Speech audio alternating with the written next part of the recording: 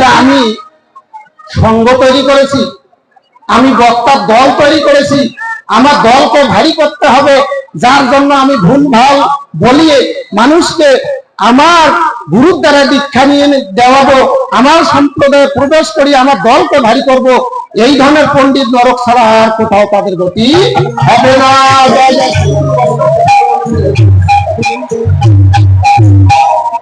অনুসংখ্যা দেখবেন কি আছে যে আচার্য সেই ব্যক্তি, অর্থাৎ গর্ভধানাদি থেকে শুরু করে তিনি উপনয়ন দীক্ষা দিয়ে থাকেন, ওই ব্যক্তিকে আচার্য বলে। এখন বাবা বলেন তো উপনয়ন কে দেয়? কোন ক্ষত্রির ক্ষমতা আছে উপনয়ন দিতে পারে, কোন বৈশ্যের ক্ষমতা আছে উপনয়ন দিতে পারে, কোন ব্যক্তি বলতে পারবে অন্য কোন সম্প্রদায় উপনয়ন দিতে পারে? হ্যাঁ, বর্তমানে বাবা দিচ্ছে।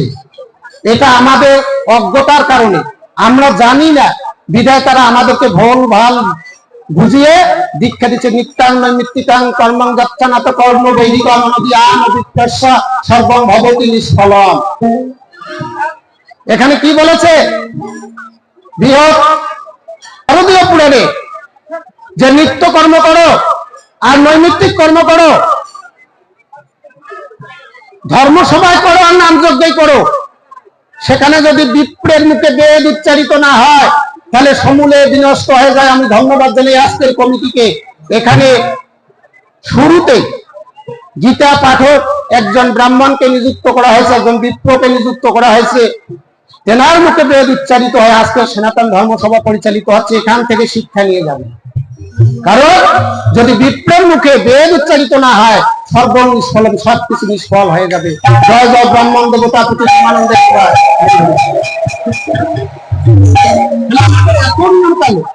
এত সহজ সরল বিধান দেওয়া হয়েছে, তারপর আমরা ভুল পথে পরিচালিত হচ্ছি। তাহলে আচার্যের কাছে উপনয়ন দীক্ষা হলো।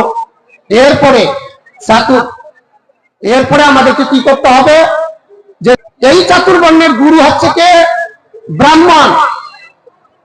মন্ত্রস্য তন্ত্রস্য শুভ জ্ঞান, এই চাতুর্বর্ণকে বিপ্র ব্যতি রেখে কেউ মন্ত্র তন্ত্র প্রদান করিতে পারে না। তাহলে বিপ্র কে হয়?